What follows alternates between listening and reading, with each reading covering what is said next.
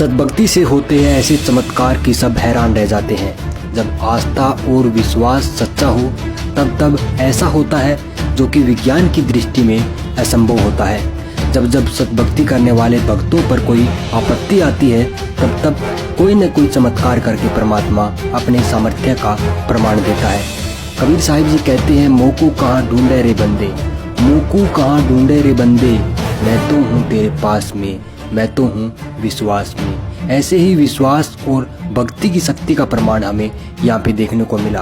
भक्ति की शक्ति और विश्वास का एक ऐसा अजूबा देखने को मिला जिसे देख करके सब स्तब्ध रह गए।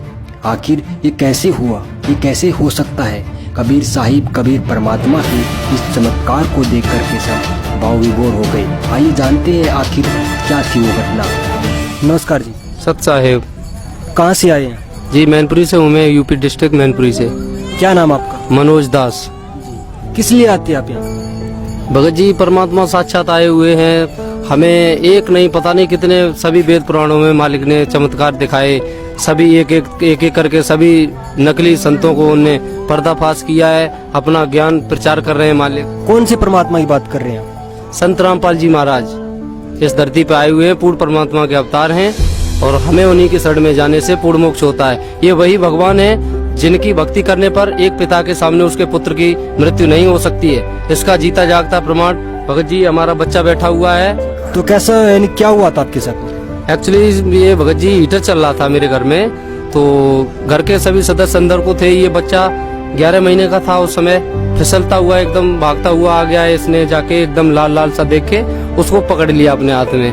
तो ये सब देखते हुए लगभग 9 से 10 मिनट हो चुके थे। तो वहाँ कोई था नहीं, इसकी मम्मी आई, एकदम देखा उसने आके। तो तब तक इसकी बॉडी से चारों तरफ से धुआं निकल रहा था। इसमें हीटर का स्प्रिंग अल्टा खाए हुए था। तो जैसे ही उसने देखा कि मेरे बच्चे को चारों तरफ से धुआं लग रहा है, कानों से, आंखों से, सिर से, छाती से, चारों तरफ से धुआं निकलने लगा। एकदम पूरा बॉडी बिल्कुल डैमेज हो चुका था। इसकी एक ये वाली आंख सही थी भगत जी, ये वाली बिल्कुल पूरी तरीके से डैमेज हो चुकी थी आंख। और उसके बाद जैसे उसने देखा तो उसके तो मानो होश उड़ गए, एकदम जमीन पे पछाड़ खा के गिर गई, रोने चिल्लाने लगी। तो वो सब सुनते हुए गांव पड़ोस के मोहल्ले के सभी 10, 20, 50 लोग एकदम इकट्ठा हो गए।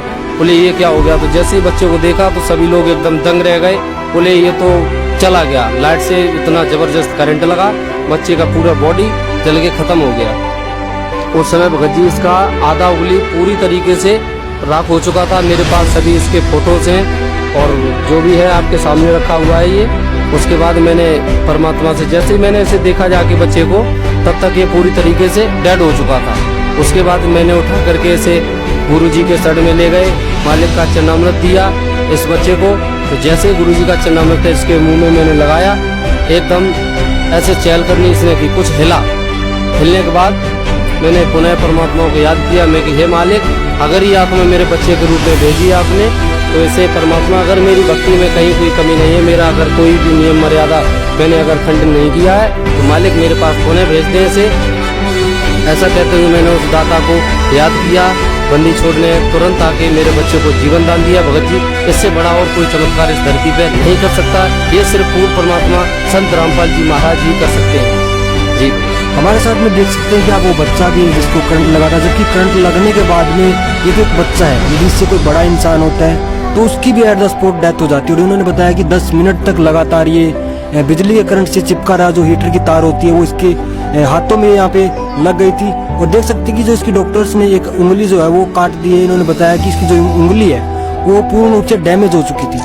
और इतना बड़ा जो हादसा देख कर के सभी हैरान है कि इतना बड़ा हादसा होने के बाद भी इस बच्चे के साथ में, और ये बच्चा आज जिंदा कैसे है? जो आसपास के लोग थे आपके, जो गांव के मोहल्ले के, तो उन्होंने इस बच्चे को देखने के, जैसे करंट लगने के बाद में जो आसपास के लोग थे उन्होंने इस बच्चे के बारे में क्या कहा?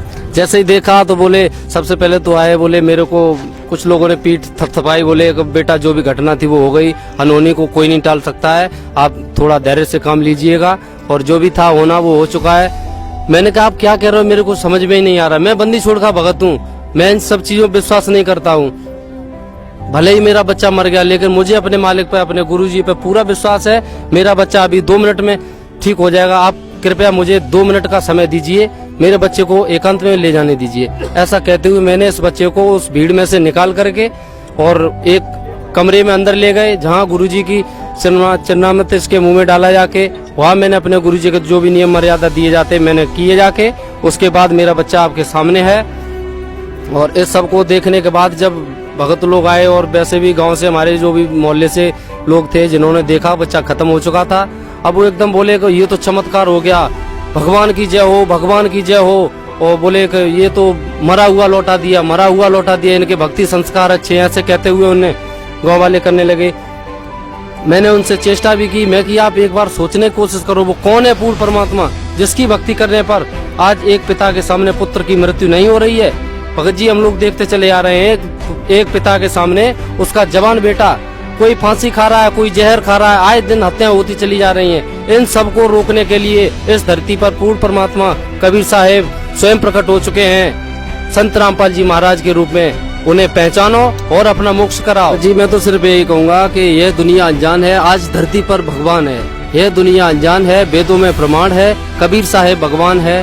अब इससे बड़ा और कुछ नहीं है, क्योंकि आपके सामने सभी संत रामपाल जी महाराज वेद शास्त्र रूबरू करा रहे हैं। अपनी आंखें खोलें, वेद शास्त्रों में सभी प्रमाण देखें और तत्पश्चात सद्भक्ति कर करके अपना मोक्ष मार्ग कराएं, मालिक की शरण में आएं, आपका पूर्ण कल्याण हो सकता है। यही वो संत हैं जो वास्तविकता से हमें परिचित करा रहे हैं।